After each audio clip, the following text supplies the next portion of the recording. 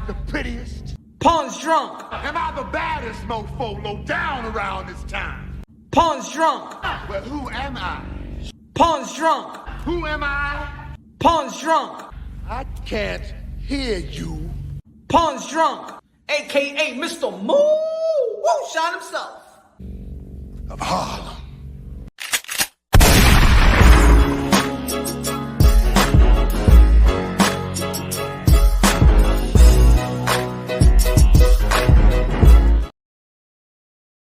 You already know this is Punch on Boxing, a.k.a. Mr. Moo Shine himself, a.k.a. El Adobo, el Sazón, el Borracho, el Pastor de Boxeo. Mi gente, God bless each and every one of y'all. God bless each and every one of y'all. Hopefully you're having a wonderful Memorial Day weekend thus far. I know it's still early, still people, you know what I'm saying, barbecuing, partying, you know what I'm saying, spending time with the family and things of that nature. Hope everybody having a good time, man. Hope everybody is healthy. It's a good weather on the East Coast. I don't know how the weather out there in the West Coast or down south, but out here in the East Coast is looking good, looking shining. Everybody bright, everybody looking good. Food is good, tummy is filled, little liquor in the system. Jackie Hernández con los 10 pesos. Super Chari Pari que la reina de boxeo, Jackie Hernández. Good looking out, Jackie. Appreciate you. Good looking out with a super chat, man. Appreciate you all the time. Also, let me say this, man, because I think it's also people, man. There's a lot of people that don't have a sense of humor. You know what I'm saying? I put out when I was doing the live and I did what's good, chick in the building. What's good, man?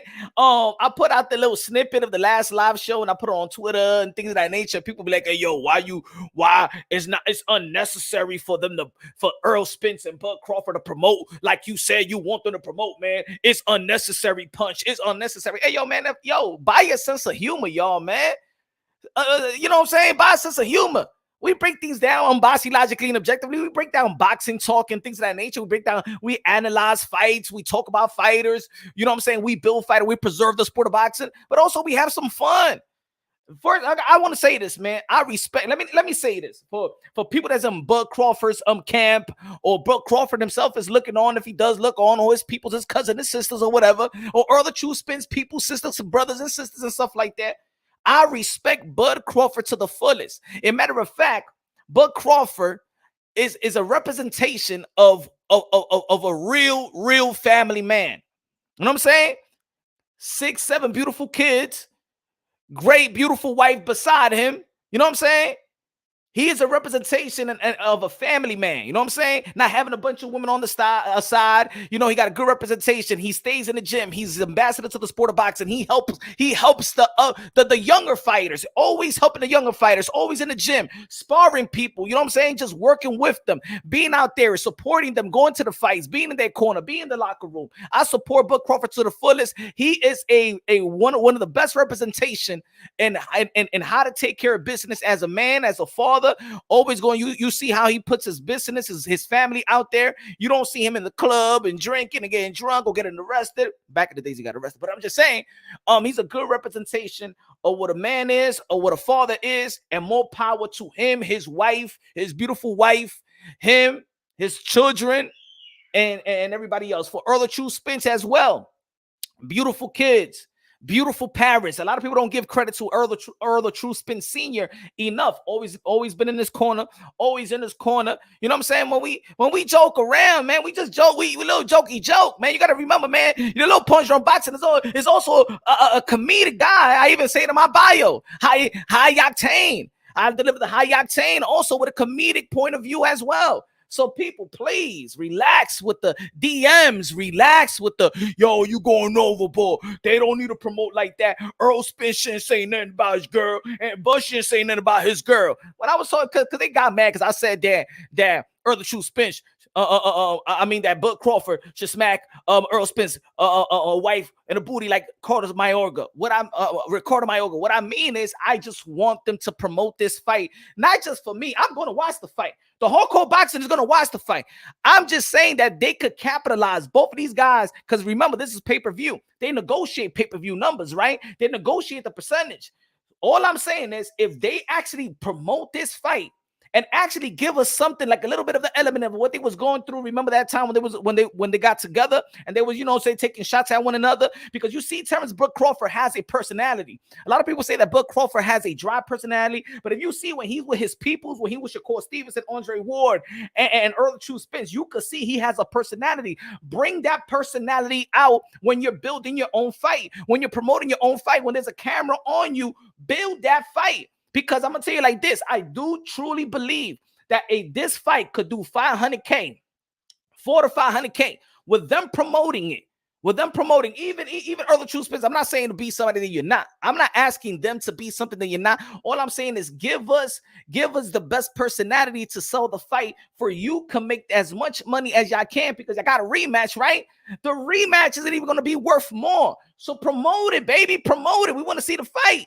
We want to see the fight. We're going to see the fight, but for the benefit of y'all pockets. And I know we shouldn't be on your pockets, but what I'm just saying, for the benefit of y'all and the legacy of y'all selling pay-per-view, I believe that y'all could sell over 1.5 pay-per-view. I believe so if they promote it. If they go out there and be like, you know what, man, I'm going to whoop your ass. I'm going to whoop your ass. Hey, yo, and then, you can promote the fight. That's all. That's all I'm saying. That's all I'm saying. Smash the like button, ladies and gentlemen. Smash the like, smash the like, smash the like. June 10th, one of the biggest fights in the sport of boxing. Another big fight, Teofimo Lopez, Josh Taylor. It seems like both of them got something to prove. But to me, as a boxing fan, they don't got nothing to prove to me. I know what Teofimo Lopez did in the lightweight division. I know what he did versus Nakatani. I know what he did with Richard Comey. I know what he did versus Vasily Lomachenko that was regarded pound for pound. 1, 2, 3, you can flip it around at the time. I know when Teofimo Lopez come ready and rock and roll, ready to go, Teofimo Lopez is a force to be reckoned with. That's why I call him the captain of the generation, the commander-in-chief. Everybody want to go be undisputed. But I'm going to tell you like now, Teofimo Lopez put the battery of this young era. It was Teofimo Lopez that started it off. It wasn't Devin Haney. It wasn't Shakur Stevenson. It wasn't Tank. It wasn't Ryan. It was Teofimo Lopez who said, you know what? I'm going to be the underdog. I'm the green fighter, right? I'm green. I'm not ready for it. That's what they say. I'm not ready for Vasily Lomachenko. I don't got enough experience, man. Let me get that fight in 16 fights and let me show y'all how special I am. Teofimo Lopez showed us that. That's what he showed us. Josh Taylor in the 140-pound division.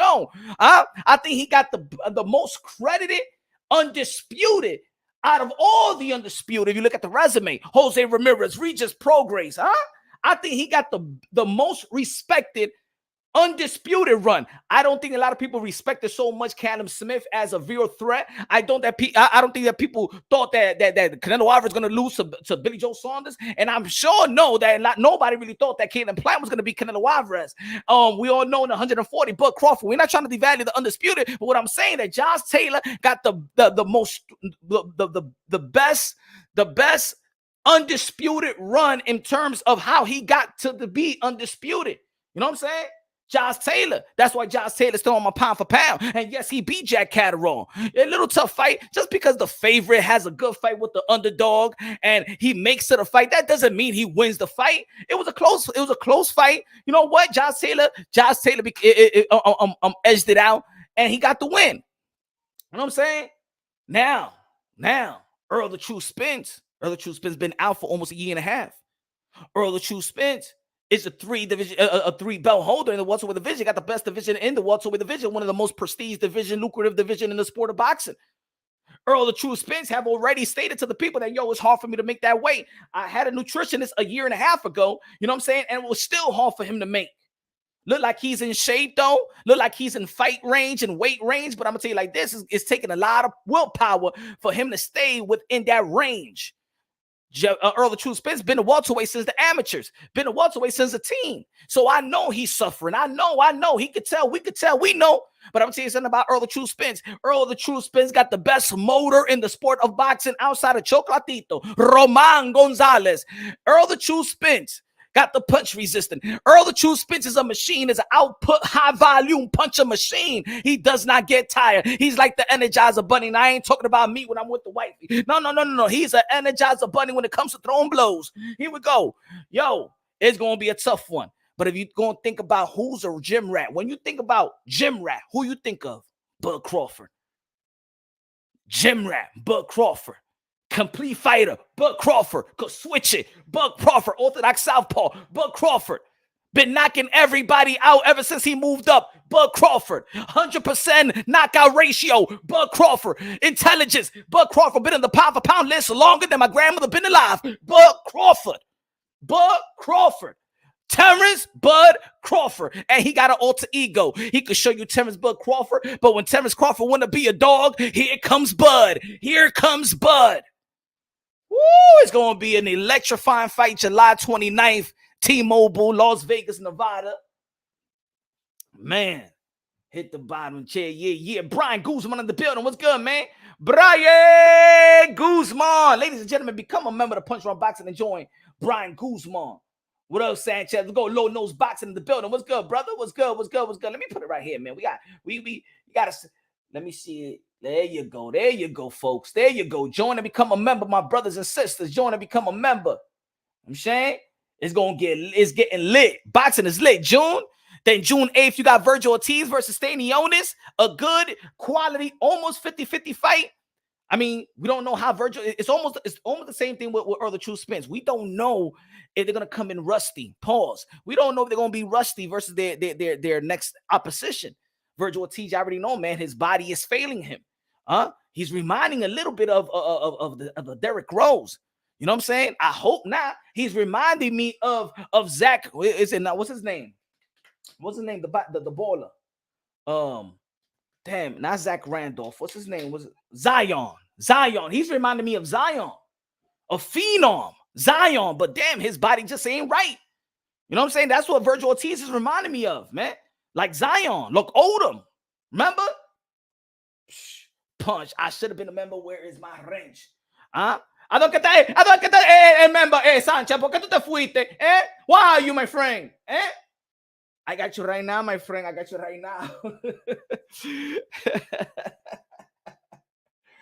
Dímelo. Family guy. What's good? Yo, hold on. Let me take this thing out. You can leave right there. You want to become a member? Yes. Is Teofimo Lopez going to regain this again? Teofimo Lopez, the commander-in-chief, the captain of the generation. Will Teofimo Lopez quiet the storm? Will Teofimo Lopez quiet the haters, the hecklers, the non-believers? Will Teofimo Lopez reign supreme again? And if there's anybody that I count on, if there's anybody that got the skills and talent and got the specialty to become what he once was, it's Teofimo Lopez. He got the age, he got the motivation. And we're always going to be real. We're going to be talking about what most other people is talking about. What most other people is talking about in terms of breaking down Teofimo Lopez versus Josh Taylor. I don't even hear too much about what Josh Taylor going to do to Teofimo Lopez. I don't even hear too much of what Teofimo Lopez is going to do to Josh Taylor. I don't hear the breakdown of the physical, the technique. What I hear mostly about Teofimo Lopez is his mental state. Is he mentally strong? Is he mentally going to be capable of dealing with Josh Taylor, who could box and who could slug it out? That's what I hear the most.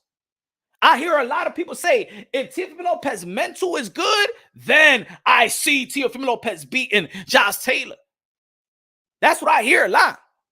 I see a lot of people have lost confidence in Teofimo Lopez because they feel like he's sometimes like mentally weak or something like that. I don't see it. But of course, a lot of people are going to be like, hey, yo, but Punch Drunk, you biased. You know what it is. You know, you're a Teo guy. Yeah. Exactly. So I could say, right? So I could say the truth. I could tell you what you don't know. Right? Wouldn't that be ignorant by y'all if y'all know that my guy, my little bro Teo, I know Teo know me, we know each other and stuff like that. But you want to talk about Teo like you know him, but you gonna ask me about, yo, how's your boy Teo? So let me explain my guy Teo then. Let me tell you where he at mentally. Let me tell you, you should take it. You should give me the benefit of the doubt since you know I'm a Teo guy, right? Edwin Reyes con los 10 pesos de Memorial Day weekend. Dímelo, Mr. Moonshine himself. I got Teo. Y'all acting like, yeah, why people acting, why people looking out, man? Why people acting like Teofimo Lopez gave you a Oliver McCall type of episode? Oh, he's mental. Oh, he's mental. Oh, his mental. Why y'all acting like Teofimo Lopez walked out of the ring crying like Oliver McCall when he fought Lennox Lewis? Why y'all acting, oh my God, his mental? Let me tell you something about these fighters first and foremost. Let me tell you something about these fighters. All the fighters have to be some type of mentally crazy to live this life. Let me give y'all that. All right? All these fighters have to have some type of mental craziness to live a life of a fighter. All right? To get punched in the face for a living when they don't have to. When some of these guys are actually smart enough to get a good job or to own a business, they don't got to get punched in the face for a living. They crazy enough. They're crazy. They're crazy. Everybody is crazy. And let me tell you like this. The craziness is what gives them the edge to be great. Oh, yeah, you ain't know that? Oh, yeah, Muhammad Ali was a crazy mother effer. Oh, yeah, he was crazy. Muhammad Ali, the greatest of all times, the 3-time heavyweight lineal champion of the world, was a crazy mother effer. Sonny Liston was a crazy mother effer. Mike Tyson was a crazy mother effer. Oscar De La Hoya was going through problems. He was a crazy mother effer. Sugar Ray Leonard was going through some problems too. He was a crazy motherfucker. Aaron Pryor, crazy motherfucker. Pernell Whitaker, crazy motherfucker. All the greats, what got them to propel them to be great, it was that there was some crazy, wow mother effers. Oh, yeah, Floyd Mayweather, yeah, he was going through some crazy shit. Let's not forget that he was incarcerated, right? They go through shit outside of the sport of boxing. What do you think about mental? What do you mean about, Teofimo Lopez is questioning himself. Don't we question ourselves sometimes? When we don't perform the way that we want to perform and things of that nature, even though that we pass. Have anybody took the test? Has anybody took a test that you study for the test? You study for the test. But you are a person that demands perfection of yourself. And you've been studying for the test, studying, you know what I'm saying, going to the library, staying overtime, just studying. And then you get a 80 or a 77 on the score, and you're like, damn, I got a fucking B-, yo. Nah, man. But you're so used to having an A. You're so used to being an honor roll student. Have you ever spoken to an honor roll student if you got an 80 in the test? Speak to an honor roll student. I'm talking about honor roll student that they get 97 and up. Have you ever spoken to an honor roll student? I know friends that they was, nerds of the nerds. An honor roll student, you'd be like, damn, man, I didn't do good. How much you had in your test? I remember my son told me, Dad, man, how you did in your test? I did all right. I mean, what you mean I? You got a 65 or something like that? He said, nah, I had a 87. 87? I used to tell I told my son, man, a 65 to me was like 100. See, that was like 100 to me. A C, and I got a C plus. I'm good. I'm in the basketball team. All I need is a C plus. All I got to do is an average of 2.0. All I got to do is average of 2.0, and I stay in the basketball team. That's all I need, baby. Hey, teacher, come on, man. I know you want to give me a 55, but let me stay in the basketball team. Give me a 65, man. Trust me, in the next market period, I'm going to do good. See, that's the problem that people have when Teofimo Lopez said, damn, do I have it anymore? Because he put pressure on himself to be perfect. He's an honor roll fighter. Do you understand now? And I'm breaking it down unbiasedly, logically, and objectively. And I'm breaking it down for you because I'm giving you the right example. These guys are honor roll fighters. Devin Haney versus Lomachenko. You think that Devin Haney was happy with his performance? You think that Lomachenko was totally happy with his performance? Man, they honor. Vasily Lomachenko is an honor roll fighter. You understand what I'm trying to say, y'all? You gonna say somebody is mentally weak because they didn't perform at the best of his expectation, and he didn't perform to the best of your expectation. Yet, at the end of the day, he still passed the test. In the end of the day, Teofimo Lopez moved up to the 140 as a 135-pounder moved up knocked out Pedro Compa. And I know a lot of people like to forget about the Pedro Compa, but let's not forget, just several weeks ago, Pedro Compa gave Brandon Lee, that's supposed to be one of the phenom in the 140-pound division, gave him hell. Pedro Compa was going to beat Brandon Lee. And I'm going to tell you like this, if Pedro Compa would have beaten Brandon Lee, and there's people out there that feel like Pedro Compa actually beat Brandon Lee, then that win would even be better. Let's not forget that also Sando Martin was a fight that it was 3 weeks notice because Teofimo Lopez was training to fight Pedraza. He got Sando Martin in 3 weeks notice. Had to switch everything around. Had to get some new sparring partners in three weeks where he's isolated. So he got to call some sparring partners. Hey, do you know a southpaw? Do you know it's hard to get a southpaw out here? It's hard to get a southpaw. Oh man, I'm fighting a southpaw, right? And we need to train our game plan. We need to change our game plan, change our sparring partners and things of that nature. And I got 3 weeks to go. Matter of fact, I only got 2 weeks because the third week is media week. Y'all forgot about that, right? Y'all forgot about that too. Come on, y'all. Come on. And he still passed the test. A lot of people don't even tell me, yo, when I be like, hey, yo, poor Teofimo Lopez lost to Sando Martin. Give me the rounds that Sando Martin won. All I'm saying, he knocked him down in the second round, and the referee didn't call the second round. All right. Tell me the rounds that Sando Martin did. Tell me the combination that he put in. Tell me the work. Tell me when he outboxed Teofimo Lopez, when he outslugged Teofimo Lopez, outlanded Teofimo Lopez, effective aggression to Teofimo Lopez. You let me know. Or you just a hater of Teofimo Lopez that you wanted to see a downfall and you didn't get to see it once again. Let's be real. Let's be honest. The only people that say, Sando Martin, yo, he beat him. How? But then, put it this way. This was funny. This is funny.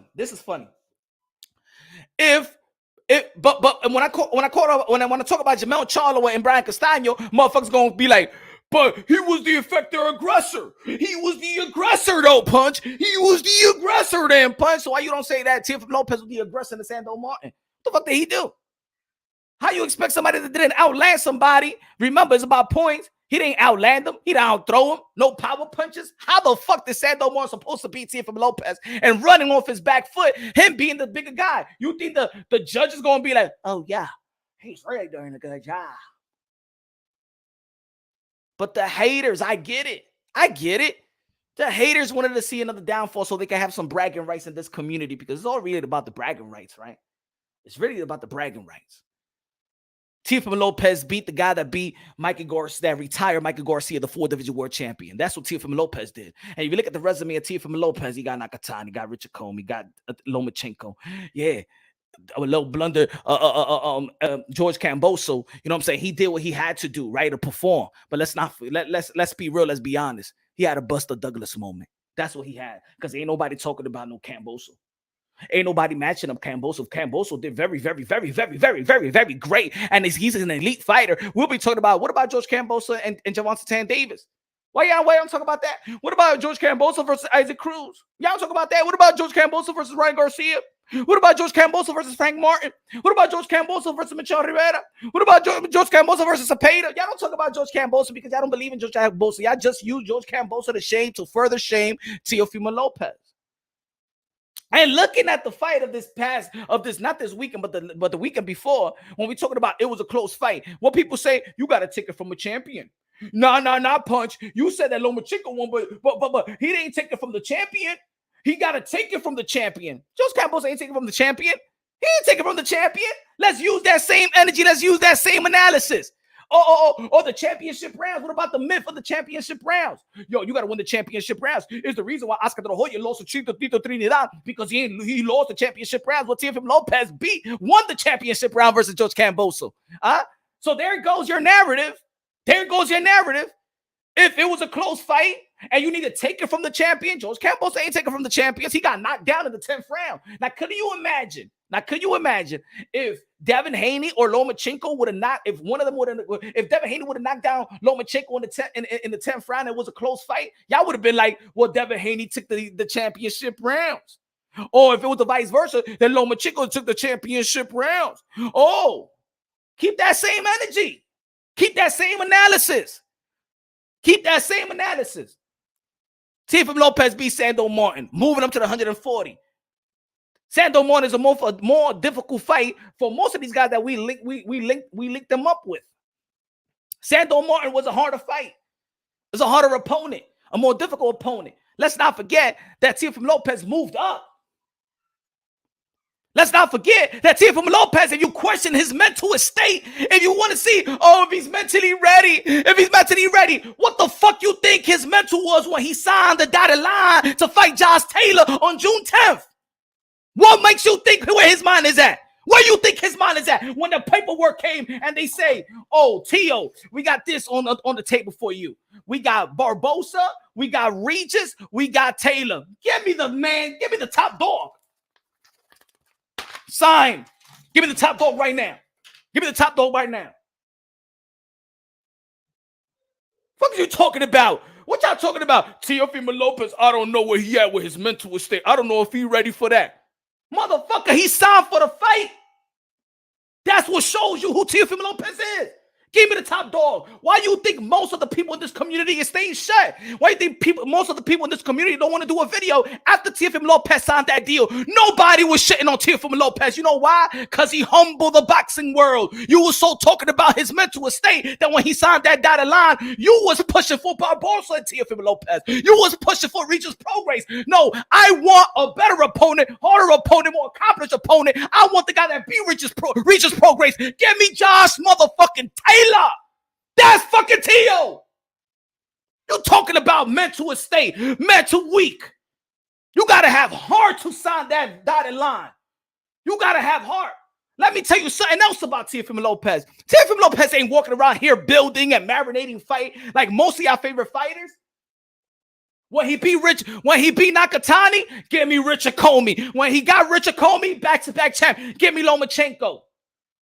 Hey, Teofimo Lopez, you know what I'm saying? Here, take it and leave a deal. How about you fight Lomachenko after the pandemic? You know, y'all can make money. Nah. This is legacy. Legacy reigns supreme. Nah. I know I was supposed to be fighting Lomachenko on May 30th.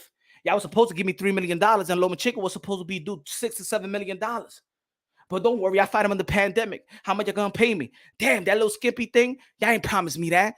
$1 million. I'm only taking 500,000 home. And here we go, Teofimo Lopez, giving us the best fight during the pandemic. Even Josh Taylor as well, undisputed during the pandemic. And this is why I feel like, yes, me personally, I feel like they slapped Teofimo Lopez and Josh Taylor across the face. Because these dudes gave us the best fight during the pandemic. Josh Taylor beat Jose Ramirez. Challenging fight, 50-50 fight. And then Teofimo Lopez, the underdog, beat Vise Lomachenko. He gave us the best fight. Teofimo Lopez gave us the best view in the pandemic when we were shut down. I got this for y'all. 4.2 million views. Still to this day, the most viewed boxing event, free boxing event. Went home with 500K. Then y'all want to question, you know what? You want to question Teofimo Lopez? It's how he feel like he getting fucked over the business of boxing. How he's been putting in the work. He wanted legacy reign supreme. He's giving us what we want to see. And once again, he's giving it again. Teofimo Lopez could marinate, could get another fight. He could have got Barbosa. He could have got another easy picket. They could have given him an easy picket. Teofimo Lopez asked for this fight. Matter of fact, David McWaters sent the emails to the Josh Taylor team to get this fight. It was David McWaters and Teofimo Lopez that presented this to Bob Arum. And Bob Arum was like, we could do this. We could do this. And why? That's the reason in the YTBC and the YouTube, ain't nobody talking about no damn. They ain't shitting on Tio. They can't shit on Tio. All you got to do is, damn. Shit. Is Tio ready for this? That's all they can say now. I don't know if Tio ready for this. Teofimo Lopez has volunteered to be the underdog once again. You want to question what Teofimo Lopez head is at? Teofimo Lopez is a barbaric right now. Teofimo Lopez is an animal right now. Teofimo Lopez is ready as he ever been. Teofimo Lopez feel like they should have they robbed him in the Olympics. That's how he feels. He feels like people have stopped believing in him. People don't believe in him. People don't believe in the specialty, the skills and talent. He feels even more dedicated and more hungry than when he fought Vasily Lomachenko. He's hungry. He's determined. He's ready to go to the mountaintop. But this time, it's not for the boxing fans, because he saw in his loss, just like I saw in that lobby after his loss, where there's supposed to be 150 people in that lobby. When he took that loss, oh yeah, a lot of people magically disappeared. So Teofimo Lopez know that. Hey, yo, Tio, man, where you taking this fight, man? You're not, man, I don't think you're supposed to be in the ring, man. You reminded me of my son, because my son also suffers from chronic asthma. I say, yo, Tio, you remind me of my son. Tio, yo, punch, man. I'm feeling like four times worse than I ever felt, bro. So why you taking the fight, man? You don't want to postpone it? Man, I gotta do it for the fans. Shit, that's why the fans should respect you. That was Teofimo Lopez answer to me, man. That was Teofimo Lopez answer to me the Wednesday before Thanksgiving. Hey, yo, punch, I feel like 4 quadruple worse than I ever felt. I'm skin and bones right now. Not prepared to. What's your excuse to Teofimo Lopez? I want to do it for the fan. I don't want to postpone this because I don't want to let people down.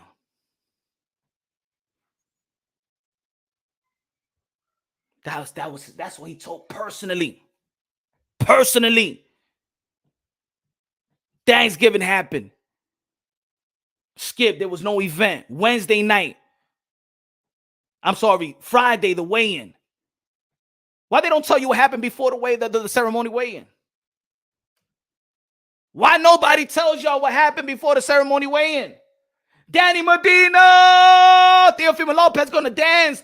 Punta a Taylor. Why it took like half an hour? Teofimo Lopez put him on the gas chamber. Almost collapsed before the ceremony weigh-in. That's why it took a long time.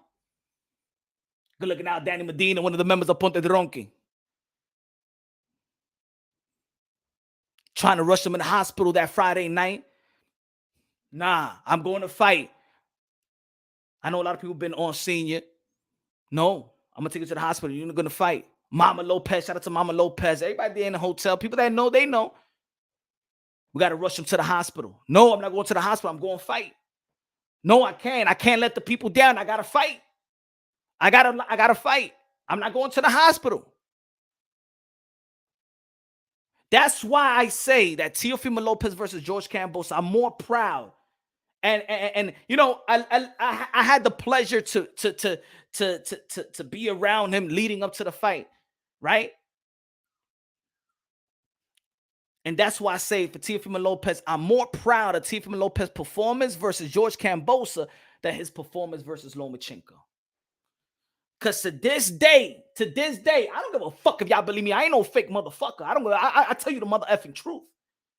If I don't say the truth and I don't say what I'm saying, then I'm being a fake motherfucker. And people gonna be like, hey, yo, Punch, you already knew what it was. Why would you say that?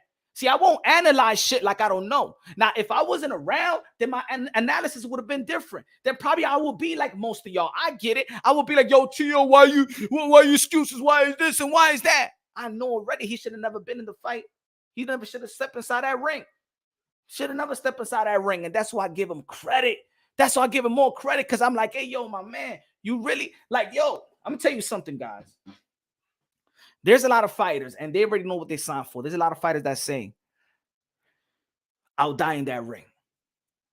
But to be honest, even though that there's a possibility, and rest in peace to all those that have died in that ring, especially one of my best friend that died during sparring and stuff like that, had a blood clot, and that's my introduction to boxing.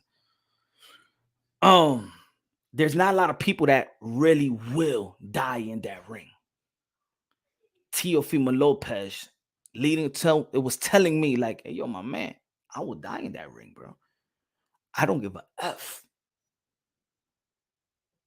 See, Teofimo Lopez, I know for sure, 100% without a shadow of a doubt, that man is willing to go out in that ring. He's willing to go out on what he believed in. He's willing to go out on what built him. I've been around a lot of fighters, bro. In my years, I've been around a lot of fighters, bro. A lot of fighters. Tio, it's a whole different beast. One thing about Tio, he don't have no entourage. He don't give a damn about no bodyguards. He walk alone, walk the street alone, doesn't have too many influences around. He's to himself. He's a loner. He's practically like a cage animal. That's how he was built. You know what I'm saying? Like a fighter, like a fighter's lifestyle since day one. Real as it come. So maybe the reason why a guy like that take everything personal, which maybe some people would be like, yo, man, he got his emotions or whatever, man. This is a life. This is his life. This is life. I'm giving you the perspective of what I know. I'm not giving you what y'all were. I'm not giving you no. I'm sorry. I'm giving you what I know. I'm not giving you a perception. I'm not giving you an opinion. I'm giving you what I know. If I was in Earl Spence and I know shit about Earl Spence, or I know shit about Bud or Josh Taylor, you know what I'm saying? And I could say what I could say in terms of what could be said.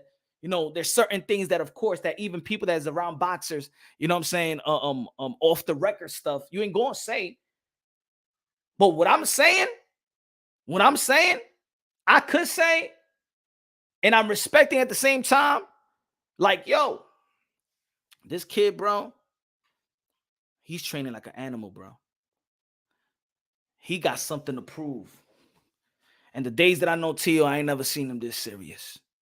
He's always been serious, but this one is for him. It's not for him to because Tio was all about this is what Tio was all about. His motivation was to bring back the golden era of boxing. His motivation was to bring back the Durang, the Sugar Ray Leonard, Hagler, Hearns era. That was his thing. I want to bring back. That's why he didn't support the YouTube shit. He didn't support the YouTube boxes. He didn't support none of that. It was to bring back. And he showed y'all in 15 fights, I become champion. And then I get back-to-back Lomachenko, in which I'm going to tell y'all the truth. He didn't have to face Lomachenko. He didn't have to face Lomachenko. And he did. And he won. And a lot of people were shocked. A lot of people in the business of boxing were shocked as well. They didn't think Tio was going to win. And then Tio still had to fight even after the fight. Think about this. Because a lot of people forget, and a lot of people like to make fun of this shit, but it's not fun. It's not funny. After the Lomachenko fight, and after the success of the fight, Teofimo Lopez feel like, yo, I made it. I did something. I beat the golden goose of the promotional company. I am that guy. I am the future. I could give you 10 years of my legacy, of my greatness, of my potential greatness. Top Rank ain't want to give him the type of money fight George Camboso. Remember, the Lomachenko versus Tio was supposed to be May 30th day, Madison Square Garden pay-per-view event if the pandemic didn't happen.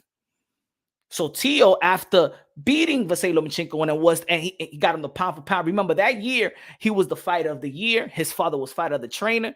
So there's a lot of people be like, hey, yo, he was in the clouds. No, he earned it. This ain't no one-hit wonder. He beat Richard Comey, knocked him out and stole the show. Stole the show. And then he beat Vise Lomachenko, the guy that was guarded pound for pound. 1, 2, 3, you can flip it around. And all he wanted was some respect on that check. That's all he wanted. Some respect on that check. And that's all Top Rank needed to do, is put some fucking respect on that mother effing check. And they did it. So he forced a purse bid, and Triller won. Now, y'all already know what happened leading up to that, like the 50-30th postponement. But if they just would have paid him, even David McWaters in an interview in an MMA channel that January said, we just asking for $2 million. $2 million. That's all we was really. We was gonna be. That's what we would have took if y'all would have just gave us $2 million. And the Teofimo Lopez deserved $2 billion. Of course, he deserved $2 million, especially for the company that y'all groomed me. Everybody talking about me. Let's feed off this. Let's go. Let's get with this. No, he got played, and everybody knows that he got devalued. But even his haters congratulated him when he tried to beat the powers that be, and won that, and Triller came with that bag. Now, after everything and how it turned out, it looked like it was a bad move after it. But when that move happened, everybody congratulated Teofimo Lopez. From his haters, supporters, business people, even fighters. Everybody was saying he bet on himself and he got that 6.2 with the Triller thing. Now, if Triller effed up, Triller effed up.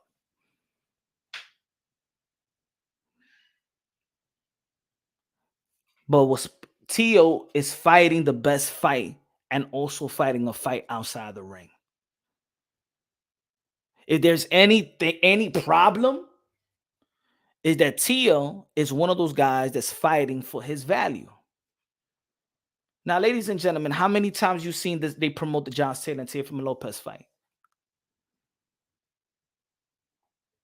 I think that's one of the biggest fights in the sport of boxing. How many promo? Have you seen promo anywhere?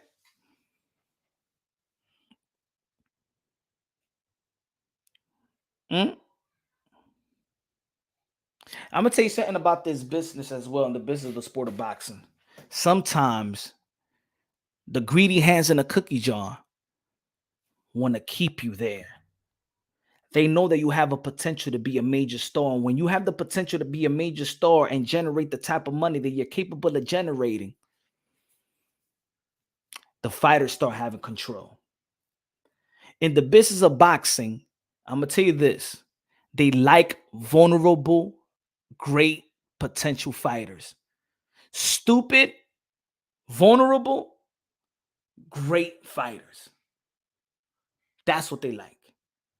Once a fighter understands his value and understand the market, and then they have an attorney or they have a boxing personnel that works with them and knows the loopholes and knows the information of networks and budgeting and all that stuff, how the promotional company gets their budget from the network, and this is how much they give this promotional company because of this particular fighter and stuff like that. Once they know that, and the fighters start fighting for themselves, they end up like Mikey Garcia, Andre Ward. How many fighters you say that when they leave TR, they become way major star and collect way major money? Why Floyd Mayweather all of a sudden was getting way more money he was getting in TR?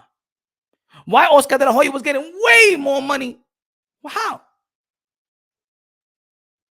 TR is one of the best. I think it's the best promotional company to build you. But once you become that type of star, and I'm not saying just this for Teofimo Lopez, I'm saying there's a slap in the face for Josh Taylor. That's just my opinion. This is my opinion. I don't want the promotion. The promotion of the company shouldn't get mad at what I'm saying. This is just my opinion. There is no way a Josh Taylor and Teofimo Lopez is fighting in the fucking Hulu theater. There's no way. You put that shit in the big room.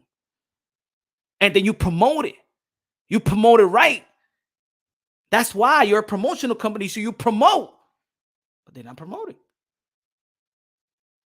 Do I see failure? If I see, this fight did 900,000 views, what would I think it would be? Why? And promoting the fight. But anyway, there's the big fight. I really want to go to the business of boxing because I have a lot of opinions about that.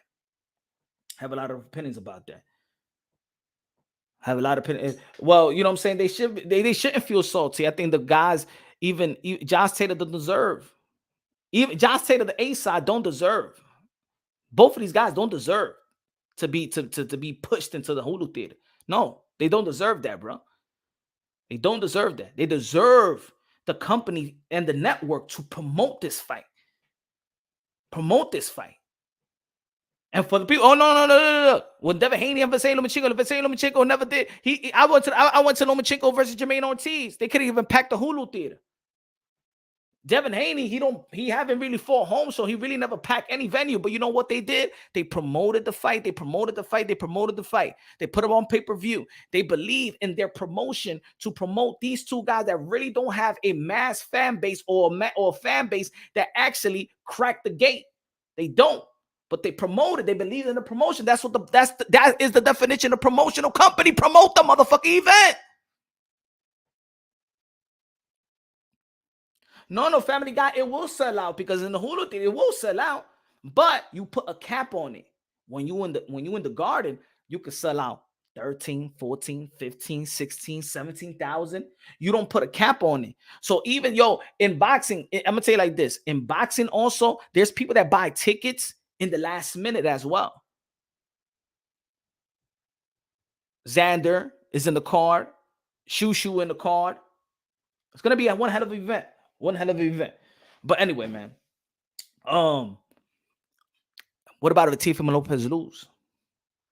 If Teofimo Lopez lose, now remember Bob Arum said that he don't know what to expect from Teofimo Lopez nor Josh Taylor. Maybe that's the reason why they're getting kind of like snubbed into a Hulu theater. Or they're getting snubbed. Is it the last? I don't know what's the contract with Josh Taylor, but is he going? You know what I'm saying? Is this the last contract, or is it he don't got no muscle like he used to have with MTK shit? If Daniel Kennedy was around, he'd be like, hey, yo, we're gonna be in the big room, man. I ain't gonna have my fighter from Scotland going all the way to New York just for that little ass room. For that, we're gonna stay in Scotland. We the A side, man. Bring it out here in the UK. Maybe it's that. Maybe they got no muscle. And maybe Teofimo Lopez don't have a Jay Prince with him to really be like, hey, yo, man, my fighter gonna get paid this, and we're gonna be fighting here, or it's gonna be some furniture moving up in this year. Or maybe it's that. Because in the sport of boxing, you need that muscle. You need that muscle. You need to be a great attorney, and you need that muscle. You need the Jay Princes of the world. You need that. You need an Al Heyman of the world. You need that. I think about it. I don't even think like if it wasn't for Jay Prince, I looking how Gabe Flores Jr. and I support Gabe Flores Jr. and I believe that he's still very, very young and still could have a great career. If they didn't have Jay Prince, I don't even know where. I don't think that Top Rank probably Top Rank would have dropped him like Elvis Rodriguez.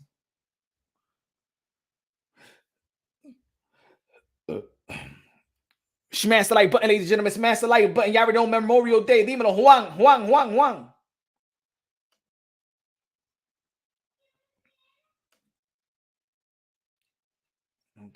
Hey, yo, become a member. Y'all become a member. Mi hermanos, mi hermanas. What about if Teofimo Lopez loses? What about if T.O. loses? Do you think he could come back from a loss from Josh Taylor? Now, remember, Josh Taylor is the best at 140. It's not like he's fighting some has-been or nothing like that. He's fighting the best. I don't think he should get written off by losing to the best. But looking at the landscape and looking at how people are so critical of Teofimo Lopez and hating Teofimo Lopez, not forgetting that he's only 25 years old. If he loses to Josh Taylor, will his career be done? Will be a has-been? Will he be gatekeeper? Would it be a Samuel Vargas? Would he be Adrian Granados? Would it be a Gabe Rosado? If Teofimo Lopez loses, what do you be? Adrian Broner? A person that had all these potential skills and could have been one of the greatest of that particular era. Because I believe that the way that Adrian Broner was going, it looked like he was going to be something special. Rapstar Boxing Knowledge, the voice of the UK, London, bro. What's good? Everybody subscribe to my brother, Rapstar Boxing Knowledge. If Teofimo Lopez loses to Josh Taylor, what would that mean for his career? Would you still be wanting to see Teo versus Haney, Teo versus Regis, Teo versus Ramirez? Or y'all going to write him off? What would it do for Josh Taylor? What about if Josh Taylor loses to Teofimo Lopez? Where would you put Teofimo Lopez on your pound for pound? If Teofimo Lopez, as the major underdog, round 140 pound division, becomes a champion again, 2-division world champion in the age of 25, less than 20 fights, becomes 2-division world champion, 2 lineal world champion, meaning he beat the man to be the man twice in 2 different divisions. He went to beat Lomachenko, went to beat Josh Taylor, and let's make this clear. Let's make this very, very clear. Kevin Effect in the building. Kevin Effect in the building. Even I'm in the mind, no saying nothing wrong with losing to the best. Depends on the performance. I agree with you. It depends on the performance. It's like we always say, Kev. It's not, everything is not about just winning and losing, but it's how you win and how you lose. Let's not forget, and I'm going to say it, I'm probably the only one that says it because people don't want to be real about it, right? People just don't want to be real about it. That these wins is bigger than what is written. Because we know that Josh Taylor never lost. We know that Josh Taylor only vacated his belts. If Josh Taylor didn't do the political move to vacate his belt, it will be Teofimo Lopez fighting for undisputed. It wouldn't be no Regis champion. It wouldn't be Regis being a champion. It wouldn't be no Rolly Romero being a champion. And it wouldn't be no Matias being a champion.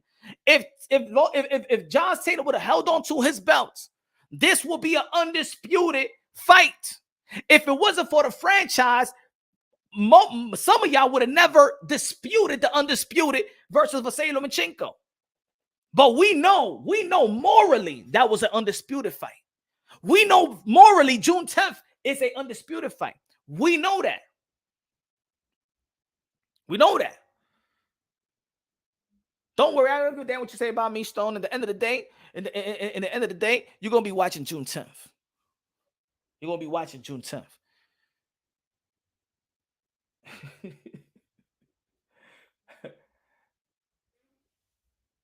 Jack Catterall beat Taylor. I thought, no, he got to take it from a champion. Just like they say about Vasily Lomachenko, you can need to take it from the champion. Catterall ain't taking from the champion. Catterall took his foot off the gas the last 4 rounds.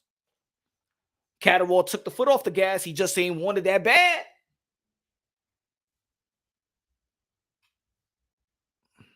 Ain't wanted that bad. Smash the like button, ladies and gentlemen. Smash the like.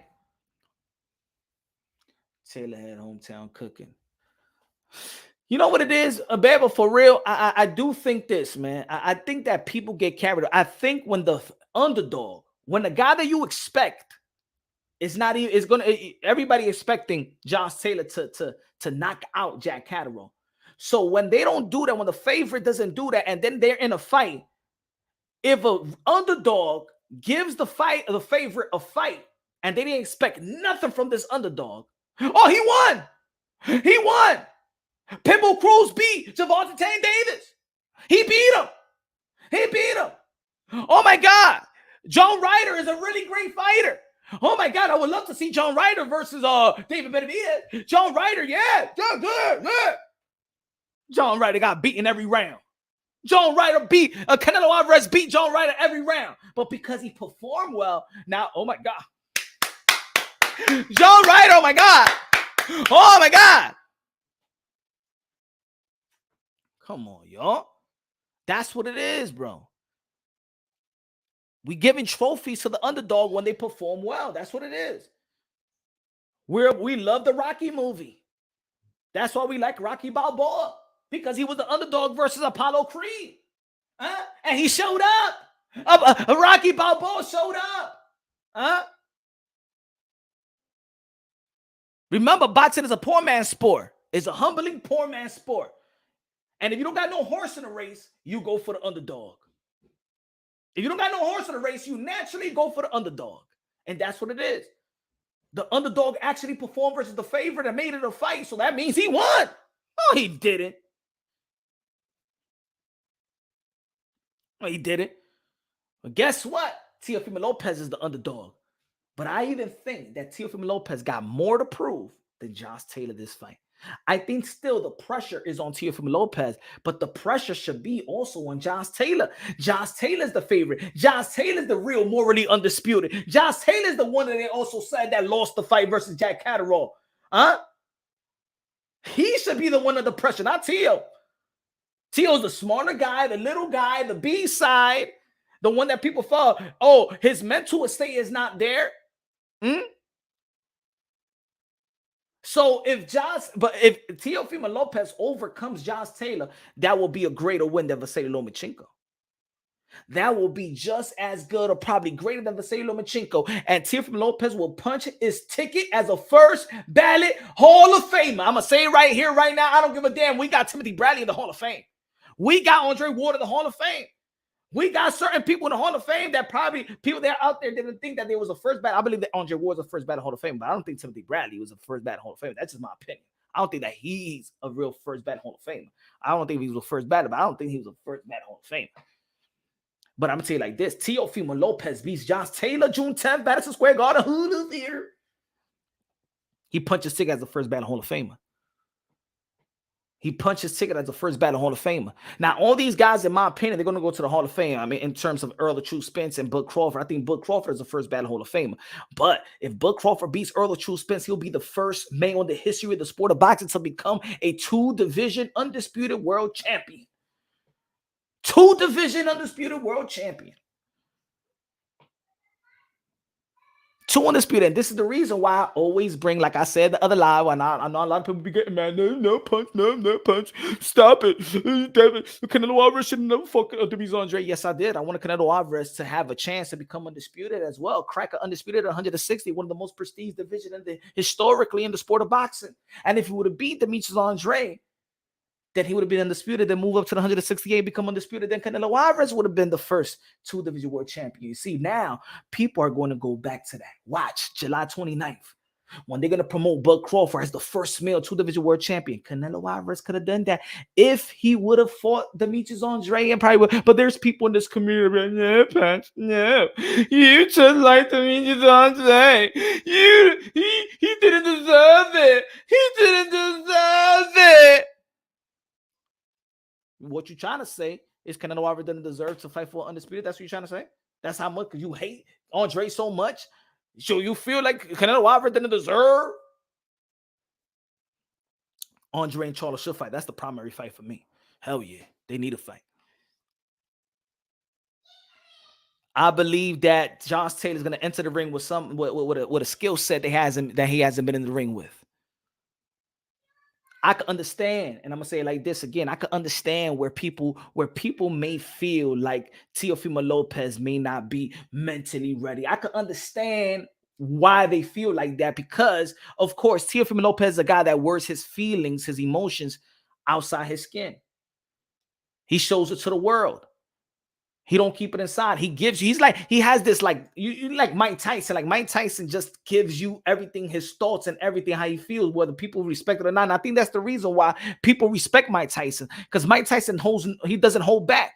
Even when he's saying the craziest shit, what people believe to be the craziest shit, he don't hold back. Mike Tyson don't hold back. Sometimes it's so real, you don't even want to question Mike Tyson. Right? Sometimes when Mike Tyson go off the rip, you don't even want to question him. Like, I remember that time when Mike Tyson said to that journalist, man, I'll fuck you till you love me, faggot. Ain't nobody was calling Mike Tyson a faggot. Ain't nobody was saying, yo, Mike Tyson is pato. Mike Tyson is gay. Mike Tyson is a rainbow army. Ain't nobody was saying that about Mike Tyson. That shit was so, it was so rough and so, hey, yo, I'll fuck you. We like, shit. I would have dared anybody would have been like, hey, yo, imagine I would have been like, yo, because I'm from Harlem, right? I would have been like, yo, pause. Mike, hold on, pause. What the fuck you mean, pause, punch? What do you mean, pause? What are you talking about, pause? Oh, no, go on. Mike Tyson went off the rip so crazy, man. He was one of a journalist up the end. Ain't nobody question Mike Tyson. As a matter of fact, I'm gonna do if I ever interview Mike Tyson, I want to ask him that question. Say, Mike. You remember when you was going off to that journalist and stuff like that when you with the press conference with Lennox Lewis, did you mean what you say about that journey that you was willing to F him up the booty until he loves you? Did you would you go and do that? Like, are you into that? I'm gonna ask Mike. I'll be the first person to be. I might be the first person who have the heart to ask Mike Tyson that. Hey, yo, Mike. I really want to ask you this question because you know what I'm saying. Nobody question you for that, but you know what I'm saying. I know we living in a time right now where you know what I'm saying that people in the sexuality is all over the place, and then people feel like it's. But I just want to. Did you mean that you was going? That's that jail talk, right? Mike Tyson thought he was still in jail because that's that jail shit. You know what I'm saying? That's that jail shit because that's the most demoralizing shit you could say to a guy, right? But it takes a lot of like heart to say that, right? Because that's the most demoralizing thing you can do to somebody, right? And yo, put it this way: I'd rather get punched in the face than spit at, right? I'd rather get snuffed than slapped by a motherfucker. Let's be real, right? There's like levels to disrespect. There's some levels to disrespect. Like, I'd rather get punched than get smacked by a dude. You know what I'm saying? When you get smacked by a dude, that's like disrespectful. That's that when you get spit at, I'd rather get punched than get spit at. I'd rather get punched than get slapped at. If you want to fight and a dude slapped you, hey yo, that means he made you his bitch. That's the difference.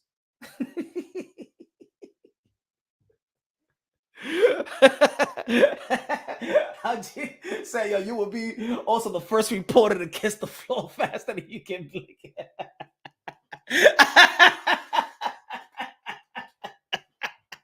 No, Mike, hold on. Mike, it's a goddamn, is it just a question, man? Mike, man, you just give me some weed, man. It was good. So I felt I had the heart to ask you this question. You know what I'm saying? Mike, I just want to ask you this, man. Yo, I mean, you was mad at somebody, man. What you mean put him in a straight jacket? What you mean put me in a straight jacket? Why you don't come over here and put me in a straight jacket? Huh? You ain't never gonna be man to me. You ain't man enough to be like me. You ain't man enough to walk in my shoes. I'll fucking you, love me, faggot. Mike. Even Zab Judah was there. Even Zab Judah was like.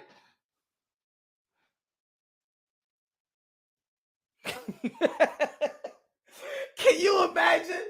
Like if you imagine like you was in a club and shit like that, and you like, hey, yo, my man, why you stepping on my ish, man, for real? Why you keep bumping me and stuff like that? Man, you got a problem? Yeah, I got a problem. That the dude say, yeah, I got a problem with you. What you gonna do, son? He like, what? I say, yo, my man, yo, hey, man, there's a lot of bitches going around here, man. Why you want a problem with me, bro? And, you know, yo, yeah. What you? Let's go, let's scrap right now, man. No, what? I'm gonna F you till you love me, F it. I mean, hey, yo, my man, yo, look, let me shake your hand. Look, it's all good. We cool, you know what I'm saying? There's a lot of ladies around it right there. You can step, look, it's just shoes, it's just sneakers, all right? My brother, all right? Just have fun or whatever. You want to drink? Hey yo, woman, give this guy a drink, man. Get what you drinking? Hennessy cranberry. Give this man a Hennessy cranberry, all right? Make it a double. Make it a double. Get the fuck out of here. Oh man, can you imagine a dude like, yo, what up, son? What, man? Yo, I F you till you love me. Hey, yo, my man, I got no problems with you, bro. I got no problems with you, man. Man, there's too many girls out here, man. I got no problem with you. Flex in the building. What's good, man? Punch. What's good? He said, I also think Taylor got something going on with his feet. Got to go. So T.O. Speed gonna give him that edge he might be needing to win. Yeah, man, you gotta be athletic. Teofimo Lopez got to be smart and be athletic. I know in the 135-pound division, he did feel more confident trying to be a little bit more stationary, but he's too athletic to be stationary. You know what I'm saying? In this fight, he's gonna have to use his athleticism, gonna have to use his reflex. His output got to be better. But I think that Teofimo Lopez is gonna do that. His body work. Both of these guys, well, especially Teo, have to be prepared to fight. And I think he's also always prepared to fight. But Josh Taylor is one of the best in boxing as a slugger and a boxer. He could box and slug. And it's the reason why Josh Taylor did beat Regis Prograis. you know what I'm saying, is the reason why he beat Jose Ramirez. Because when it came to boxing, it was tit for tat. When it came to slugging it out, it's also tit for tat. But Josh Taylor just got that. Josh Taylor's an animal, bro. Josh Taylor ain't no joke, man. This is gonna be the toughest opponent Teofimo Lopez will probably ever face.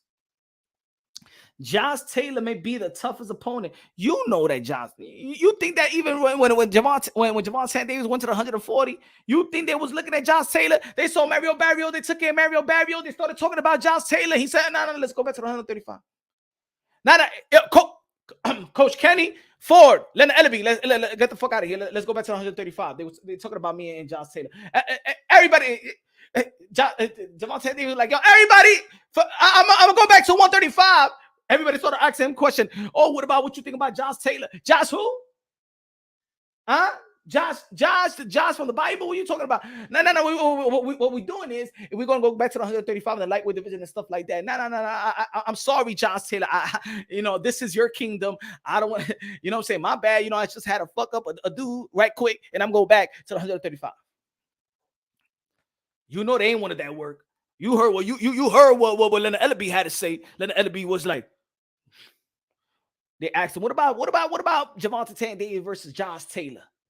And Leonard Ellaby was like, he ain't bringing that to the table.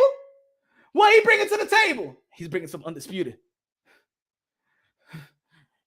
He ain't bringing that to the table. Oh yeah, he is. He got the WBC, the WBA, the IBF, and the WBO on the lineal title. He bringing a lot to the table. Well, belts don't mean nothing. Belts don't mean nothing. That's when Mayweather Promotions, that's when they started pumping that shit. That's when they started pumping that belts don't mean shit. When they went to the 140, they'd be like, Josh saying, no, we're going back. Belts don't mean nothing. Belts don't mean nothing. I ain't going for belts. No. I ain't going for belts. Oh, man, they ran out of there so quick. Hey, yo, Javante Davis and Mayweather Promotions ran out of the 140-pound division right before they started asking about Josh Taylor. Nah, we ain't gonna be worried. We ain't gonna be fucking with a dude with a kill, with a skirt, whatever you want to call it, man. Nah, these dudes are crazy. Like Roddy Piper and WWF, these dudes are crazy.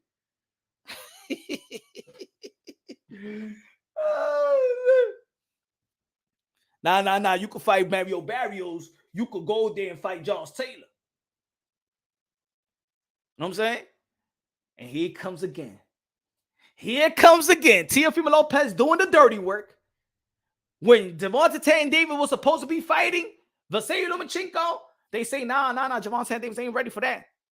Here comes Teofimo Lopez, take care of Javante Davis' dirty work and beat him. Javante Davis was the first one. Let's not forget this, folks.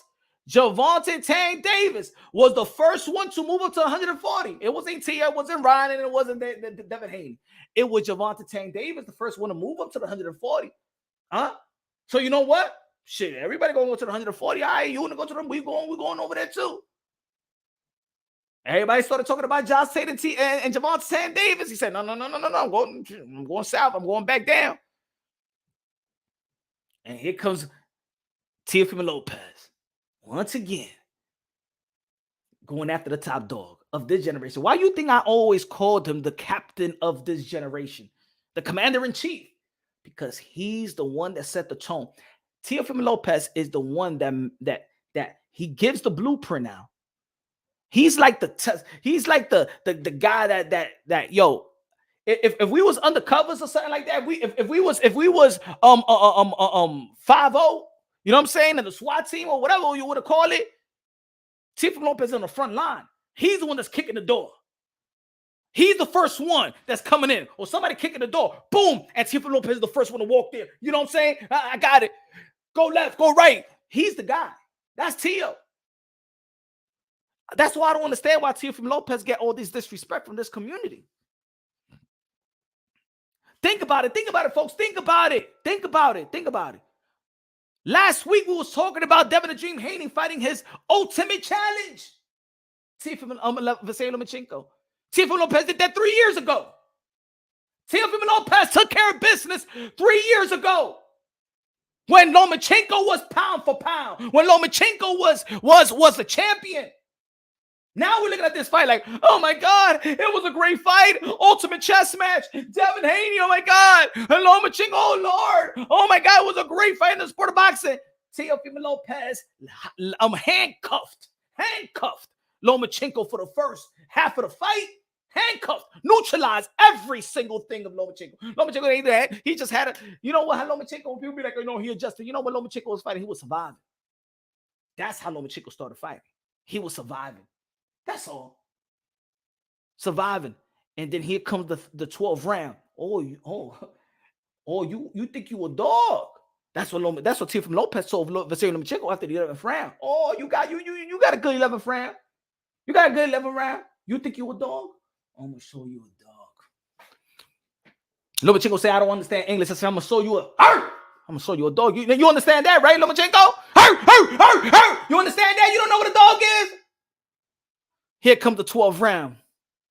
Hold on. Here comes the 12th round.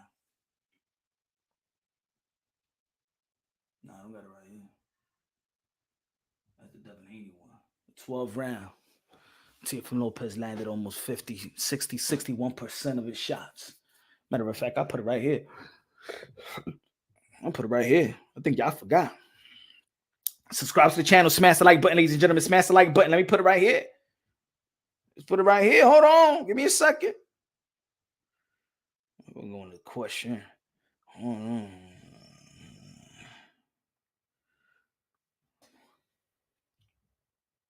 Now, this was the scorecard of Vise Lomachenko and Devin the Dream Haney, the punch count. Even though I do my own punch count. But, what? Hold on. Give me a second. You know what I'm saying? We still don't like this guy. We still don't like him.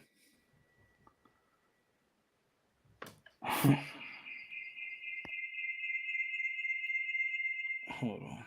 Give me 1 second. That's Big Bird and that's Snuffle. That's Bud Crawford and Earl Spence. Acting like friends. That's going to be Teofimo Lopez right there. Oh, yeah. 2023 is coming. Hold on. Give me 1 second. Let me upload this. Hold on. Let me upload this. Take that out, bro. Hold on. Give me a second. Give me 1 second, Joe. Boom.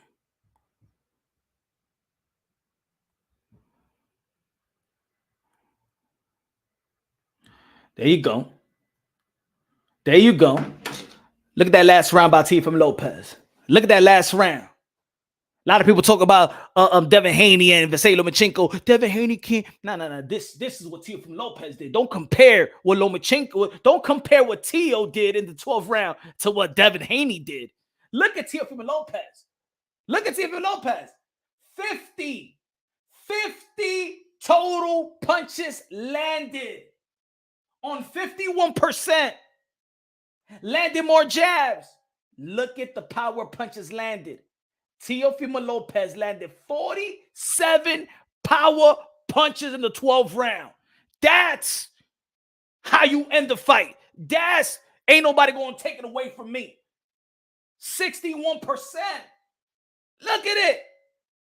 Don't compare mostly I've been comparing. Now this is the 12th round of Devin Haney and Loma. Devin Haney only had nine punches landed.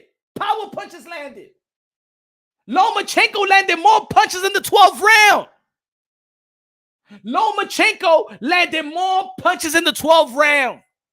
Who the F said? See, all these narrative pushes. Nah, what happened was Devin Haney in the 12th round. You know what I'm saying? Nah. I'm going to tell you what happened in the 12th round. That y'all don't understand. I'm going to tell you what happened in the 12th round. Hold on. I'm going to tell you what happened in the 12th round. This is what happened in the 12th round. The 12th round, Lomachenko did so good in the 11th round. As a matter of fact, let me put the punch count. what people respect, right? Let me put the punch count so y'all can understand exactly what I'm doing. I'm gonna put it like we in the classroom. Lomachenko, look at Lomachenko. Lomachenko, in the 11th round, landed. Oh, I'm sorry, that's not the 11th. Hold on. Let me put the Haney one. I'm sorry. Devin Haney in the 11th round landed 2 punches. 2 punches. Vasily Lomachenko landed 12 punches. Right? I'm sorry, 20 punches. Devin Haney landed 2 punches in the 11th round, and Vasily Lomachenko landed 20 punch. But if you look at it, in the 12th round, Vasily Lomachenko landed more punches after the 11th. Like, take out the 11th. The 12th round is Lomachenko landed more punches than any other round except from the 11th round. What happened was that Devin Haney went back to being what he was in the 9th or the 8th round or the 10th round or the 4th round. That doesn't mean that he took it from Lomachenko in the 12th round. No, it's that Lomachenko just didn't land 20 punches, but he landed more than any other rounds outside of the 11th round. He landed more punches in the 12th round outside of the 11th round than any other round. That's what happened. Is that people just saw that, all right, Devin Haney, damn, I thought he was going to be washed after this, and Devin Haney went back to competing. That doesn't mean competing means that you won. That's how I saw it. That's how I analyze it. That's just my opinion. That's just my opinion. Mi opinion. That's just my opinion. It was a body shot contest, not boxing fight. Throw punch according to the blogs. Nos esperamos por Xander Zayas. Shout out to Xander Zayas that we performing June 10th. Man, Haney lost that fight. Latinos keep it real. Cuban said. Lomachenko got tired like he did against Luke Campbell. I don't think he got tired, bro. He didn't get tired. You punch. The proof is in the pudding. He didn't get tired. He just didn't sustain the epic 11th round. That doesn't mean that he got tired. It's just that Devin Haney did better, but that doesn't mean because he did better, he won. And I think sometimes, sometimes I watch boxing with people and they be like, when let's say one guy is doing everything right, round by round by round, and finally the other fighter that hasn't been doing shit does something. And then some people be like, I'll give him that round. No. Why you giving that round? Because he finally did something. So in the 10th round, the 11th round, Devin Haney didn't do nothing. And then in the 12th round, he went back to competing. That doesn't mean because he was competing in the 12th round, you give him the round. That's just my opinion, the way that I saw it. It was a close round. Though. But that doesn't mean how people were saying, oh my God, he took it. Now Teofimo Lopez took the 12th round. That's the difference. That's a difference.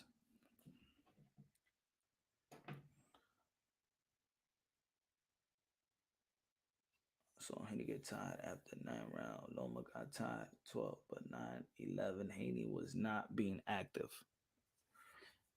Haney was looking for the floor.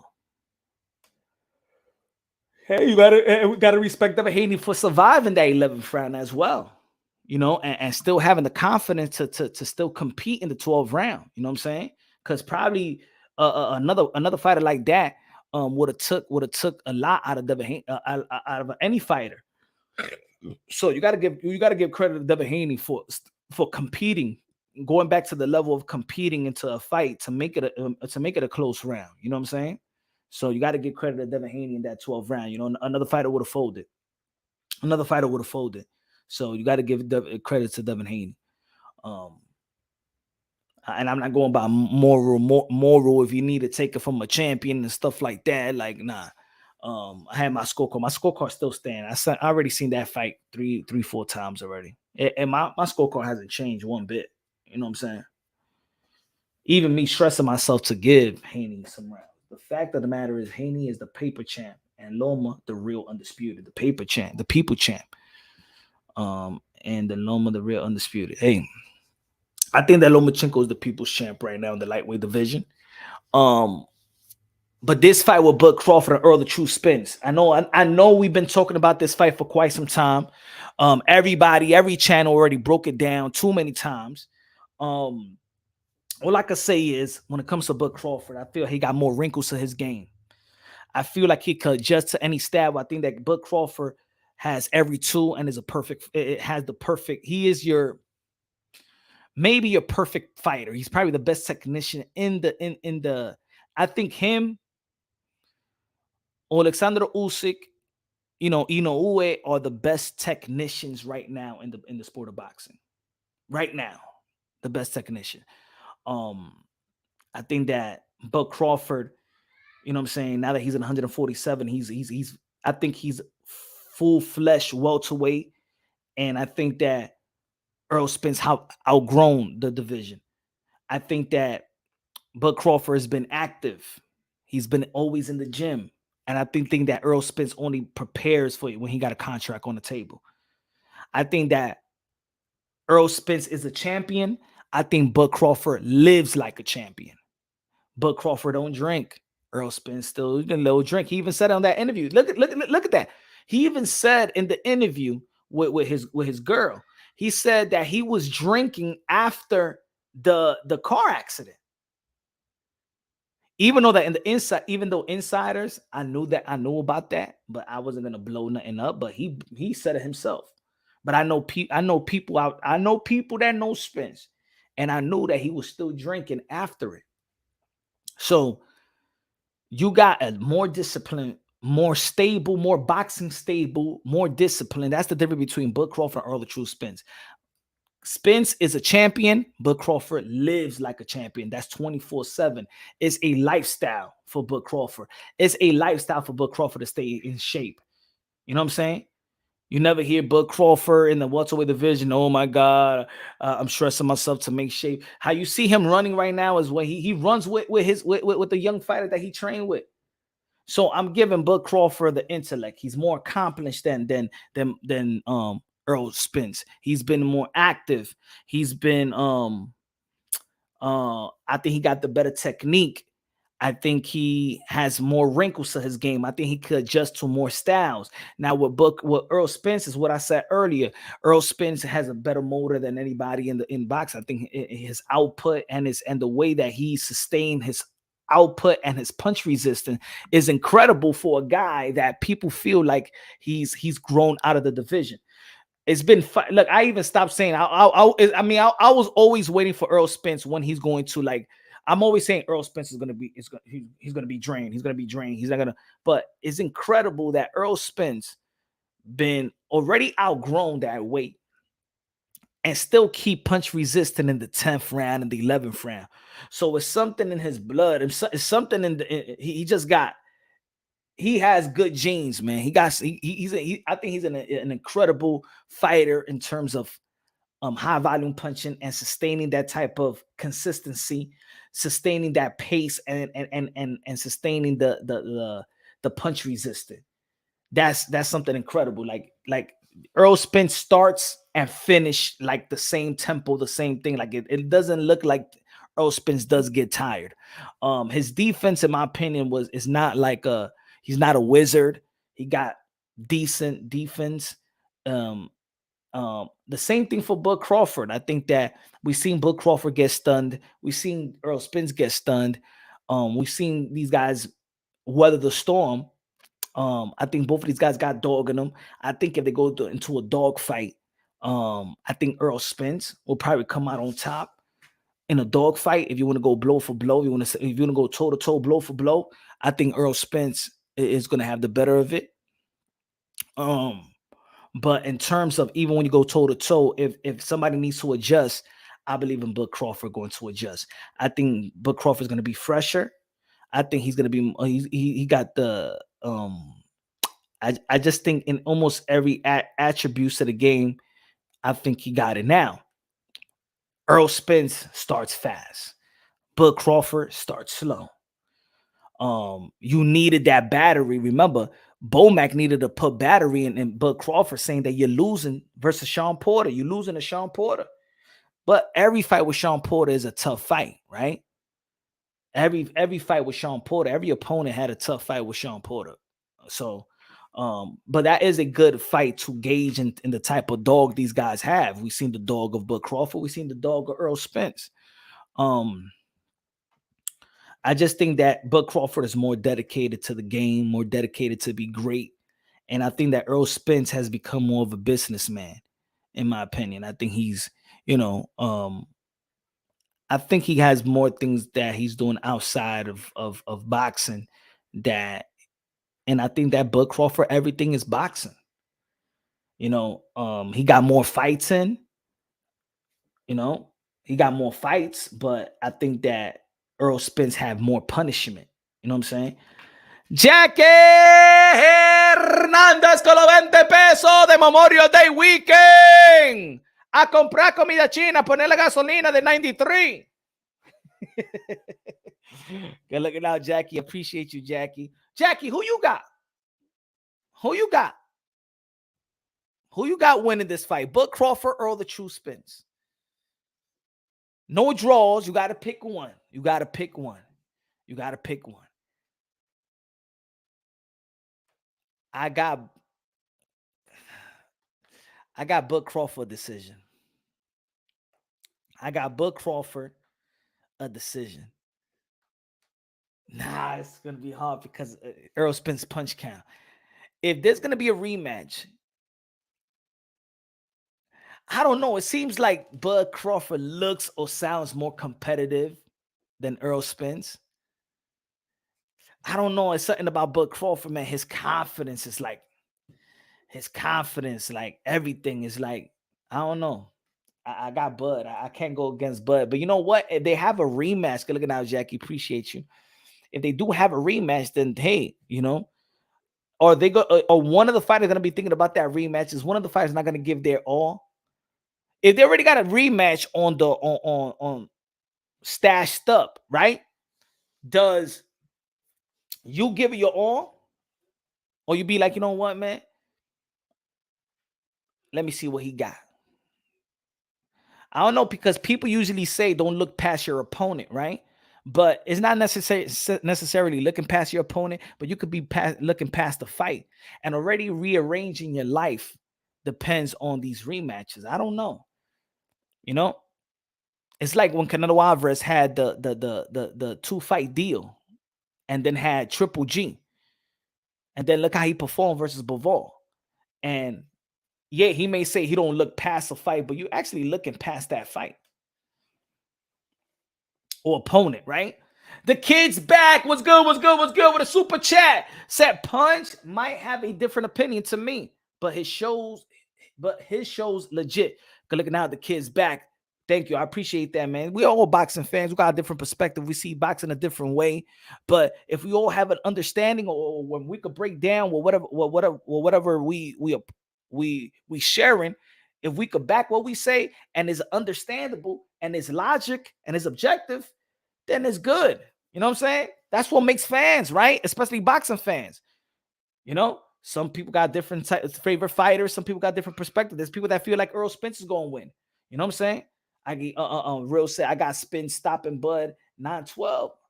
I don't know, man. I haven't even seen Bud getting stopped. Like, you know what I'm saying? Like, the kid's back. Yo, I said, even leading up to Bud Crawford versus Sean Porter, I said, I don't see nobody stopping Sean Porter. I see Bud Crawford outboxing him 116, 112. I can see it, but I can't see nobody stopping Sean Porter. He stopped Sean Porter, bro. He stopped Sean Porter, and I don't think that really people. I didn't see it. I seen a lot of people predict that fight, and I ain't see people saying that Bud Crawford was going to knock out Sean Porter or stop Porter. I didn't see that from nobody. So for me, and I know a lot of people want to brush it off because Kenny Porter threw in the towel, but he stopped Sean Porter, bro.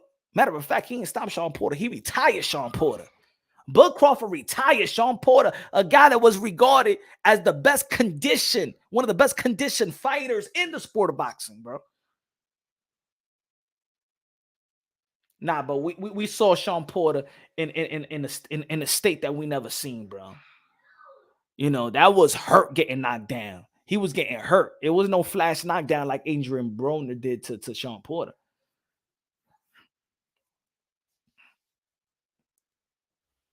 But maybe there's more to Earl Spence. I think that Earl Spence is not even awkward. You know what I'm saying? Even Bud Crawford is awkward. Bud Crawford, look how many times where's look, I said it the other day. When's the last time that Sean that Earl the True Spence has fought somebody that mirrors him in terms of southpaw, Van Heerden, right? We don't even know if Bud Crawford is going to come orthodox or going to be fighting southpaw. Now think about it. If we don't know, how they know? Now they got to prepare that. I'm gonna tell you like this: how hard it is to prepare for Bud Crawford. You're gonna have multiple sparring partners. You're gonna have those type of sparring partners, and it's hard to get. It's hard to get a sparring partner because it's already hard to see a fighter. It's hard to get a sparring partner that switches. It's even hard to get a sparring partner to mimic Bud Crawford. It's not hard to get a sparring partner to mimic Earl Spence. I could just tell Bud Crawford, hey, yo, man, matter of fact, I should get this. Matter of fact. Yeah. I should get Bud Crawford to get LD Cedeno Martinez to spar on Bud. It's boring when people have the same opinions. Punch brings that twisted energy and jokes too. That's why I tune in. Good looking out, man. I appreciate that, man. I appreciate the props, bro. Samir in the building. Say, yo, you was good, Punch. One of Crawford's specialty is the man can hit you with something you can't see coming. A very slick, high IQ fighter. One of the smartest fighters in the game. One of the most awkward fighters in the game. One of the unpredictable fighters in the game in terms of the approach of his offensive game. We don't know. And I'm gonna tell you like this: for Bud Crawford, man, you're gonna have to be expensive. You're gonna have to pay for good sparring because it's gonna be hard. It's just like Manny Pacquiao. Even fighters say you can't prepare for Manny Pacquiao. I don't think you could prepare for Bud Crawford. It's hard to prepare for Bud Crawford, man, because you don't know what he's gonna bring. So you got to bring a bunch of southpaws, a bunch of orthodox fighters, and then you got to bring those type of sparring partners that when you be like, hey, yo, switch, make an adjustment right now. Then you got to switch and make an adjustment and come with a different game plan. Now you might not throw a jab. Now you might not go to the body this time. You know what I'm saying? You're going to lead with the jab, you're going to lead with the left and stuff like that. It's a whole different type of game. This guy is the ultimate fighter right now, Bud Crawford, in terms of skill set. And I don't even think that Alexander Usyk could switch to southpaw orthodox as well. So Bud Crawford is the most difficult fighter to beat. So if he's the most difficult fighter to beat, shit, my breakdown, could Earl Spence beat the most difficult fighters? Now I'm gonna tell you like this: Earl the True Spence, he hasn't looked like Earl Spence don't look invincible. Earl Spence is not an invincible fighter. Earl Spence didn't look invincible even with Kell Brook. He didn't look invincible. He didn't look invincible with Mikey Garcia. He didn't look invincible with Danny Garcia. He didn't look invincible with Sean Porter. He didn't look invincible with Ugas. And let's be real. That fight was actually close before the eye. That fight was actually close, and he knocked down Ugas. He didn't knock down Ugas. He did. Sean Porter glove touched the canvas, but he didn't put him down, right? And then Sean Porter came right back at him and put him on the ropes. He could have knocked down Michael Garcia that came from 135 pounds, and Michael Garcia said he don't even run, and Mike Garcia didn't even have a six-pack. And Errol Spence threw everything in the kitchen sink to Mikey Garcia. Now the Danny Garcia fight was good, but I think that more people wanted to see if he could get back from his from the car accident and things of that nature. I think that Errol Spence got more wear and tear than Bud Crawford, even though that Bud Crawford got more fights. Now, of course, people are gonna be like, "Oh, what? Well, what about the resume? What about the resume? What about the level of competition of Bud Crawford?" At the end of the day, the fighters that he has fought at the time that he has fought, though, it's been good quality opponent. The Mean Machine was a good quality opponent. He ain't no pushover. The Mean Machine ain't no pushover. Even Jeff Horn. Remember, he fought Jeff Horn because Jeff Horn beat Manny Pacquiao, and Jeff Horn was actually bullying Manny Pacquiao. Yeah, for me it was a robbery, but he was bullying Manny Pacquiao. You know what I'm saying? Who else? Kell Brook, me was like washed up. That ain't lasted more than 3 rounds. Amir Khan, you already know, man. He glass chin and all, but he retired Sean Porter. Now, if he would have struggled with Sean Porter, and I think that made it. I could say he retired Sean Porter. Some people be like, well, Sean Porter was fighting on his way out. I think the way that the Porters went by it in their loss took away from Terence Bud Crawford's victory. I think the way they went about their loss, like, oh yeah, I was already thinking about retirement. That took away from Bud Crawford's victory. You know what I'm saying? I think it did a disservice to his victory. Savage in the building with a cinco pesos. Super Chatty Patty K said Terence Crawford is going to do Spence like what Canelo did to Billy Joe Saunders round 9. Let me see if I can compare what I'm going to see from Bud Crawford and Earl True Spence. I compare this to Keith Thurman. No.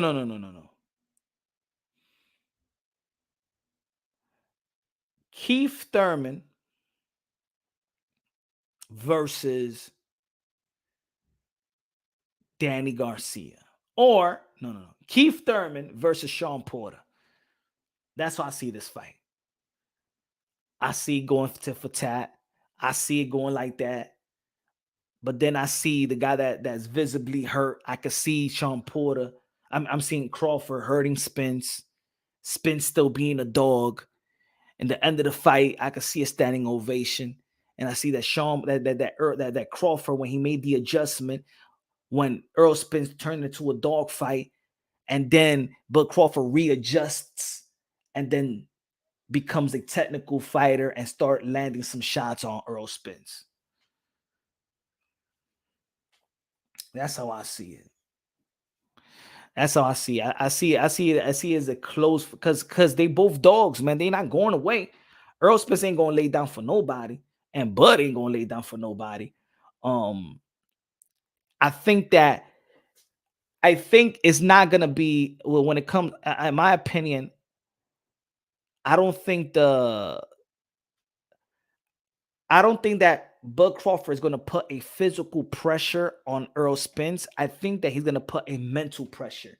I think he's going to make Earl Spence think more than he never thought in that ring, because most of the opponents that Earl Spence has faced, he didn't really have to think. He already know they're like Danny Garcia got one way to fight. Sean Porter got one way to fight. Ugas got one way to fight. He's right there in front of you. All these guys is right there in front of you. You're going to have somebody that you haven't been in the ring with that actually use that type of footwork like Bud Crawford. That's why if Earl Spence would have fought Keith Thurman, I think Earl Spence would have been more inclined and more prepared. I'm not saying that he's not prepared, but I would have think that he would be more prepared to fight Bud Crawford, because if he would have fought Keith Thurman have switched before. You already know when he switched that he knocked down Leonard Bundu. So we seen Keith Thurman switch from orthodox to southpaw and still cause damage.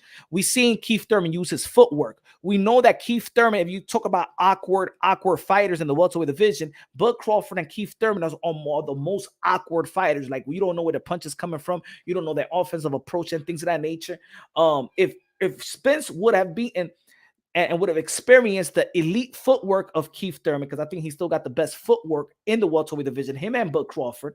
Even Bomac said that Keith Thurman would be a more difficult fight than Earl Spence. Bomac said that years ago, because he said his awkwardness and footwork. If Earl Spence could have beaten a Keith Thurman, even the Keith Thurman that fought Mario Barrios, if he would have fought that guy, even that guy, and experienced the footwork and the awkwardness, he would have been highly prepared, way more prepared for Bud Crawford. I think that Earl Spence should have took that fight in December. or in January, that fight that was supposed to be for him and Keith Thurman. He should have took that fight and then have this fight and be well prepared for Bud Crawford. So he took you taking too much time off, and then there's gonna be people out there that are gonna be like, yo, but Punch, Leonard took 3 years off and still fought Hagler and still beat him. So you trying to tell me that Sugar Ray Leonard is Errol Spence now? Or you trying to tell me that Errol Spence is Sugar Ray Leonard? Is that what you trying to tell me? Because Leonard, because Sugar Ray Leonard could go and leave in 3 years and come back. Sugar Ray Leonard was a great already, man. He was established great. He was a established Hall of Famer with or without the Hagler fight. You know what I'm saying? So I don't know if Errol Spence is that great. I think that Errol Spence is like Errol Spence to me is how Floyd Mayweather once described Triple G.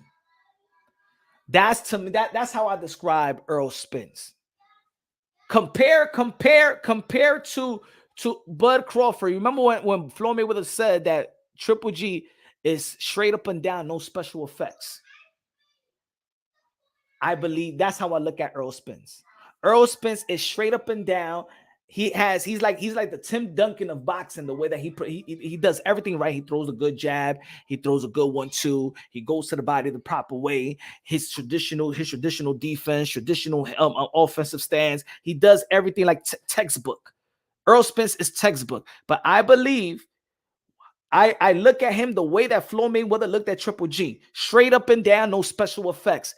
He's not going to make it difficult or make some type of adjustments that Bud Crawford never seen or anything like that. I think that Bud Crawford is going to be the guy that controls the tempo after the middle rounds, because I believe that Errol Spence could control the tempo with his high volume punching. Spence punishes the body. He does punishes the body, but what happens when you go to the body too much? What happens when you go to the body when you go to the well too often? You leave your top. You leave your top. You know what I'm saying? Your head visible. Look. I'm gonna give you an example, right? Let's give this example because Devin Haney was going to the body, right?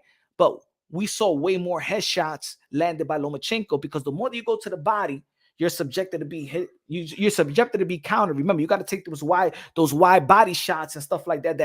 That Errol Spence throws and lands, but then your top is left. Also, Errol Spence is not your fastest fighter. And also about Errol Spence, he throws his jab at the same speed. It's not like he don't throw it. He don't throw it like Bud Crawford. Bud Crawford mixes his speed. Bud Crawford mixes speed. Couple of jabs, he pawns his jab, he parries the jab, he stiffs jabs. Now Errol Spence, he throws everything stiff, jab, 1-2, push off, body, reset, jab, 1-2, jab, body, hooks to the body. He barely even throws a lot of uppercuts. You know what I'm saying? He don't mix it up like Bud. You know what I'm saying? He don't mix it up like Bud. You know? He don't throw a hook and follow it with an uppercut. You know what I'm saying? He's like what for me, he's straight up and down, no special effects. I don't believe that Errol Spence is special. I believe that Errol Spence is very, very, very, very, very, very good and very good within his style of fighting, and he's faithful to his style. That's how I see Errol Spence. That his tradition, his boxing textbook style is good enough to beat the guy that he's beaten. His high volume punching, his the way that he doesn't get tired is and because he's bigger, he's the bigger welterweight as well. Everybody he's faced, he's the biggest welterweight, so he also got a natural advantage as well. But Crawford has grown into this weight. He's been here for what, 9 fights or whatever. He's already a pure welterweight, in which Errol Spence at the moment is not a pure welterweight. Of course, they're going to rehydrate to whatever, but I think that Bud Crawford is well equipped to fight and beat Errol the True Spence. Some man said, In my opinion, I think Spence has outgrown the weight, and that works on Crawford's favorite. Facts. I see Bud doing serious body work, mixing combination and land body. Smart work. Yeah, I see. I just see. I see that if Bud Crawford doesn't beat Earl Spence, because Earl Spence got that one style, bro. He got that one style. That means Bud Crawford ain't making no adjustments. And think about it. Me saying Bud Crawford don't make adjustments. Nah, man. But ladies and gentlemen, y'all already know, man. Tomorrow we at it again. Man. We're going live again, 6 p.m., 6:30 p.m. Eastern time. Hopefully I have a great Sunday. Have a great Memorial Day weekend. Tomorrow, if y'all gonna go to the beach or whatever, be with your with the loved ones or with your friends, things that or don't have no work, use it for your advantage. Give yourself that time. Give yourself that time to rejuvenate yourself even for one day. Love you, God bless, and on to the next.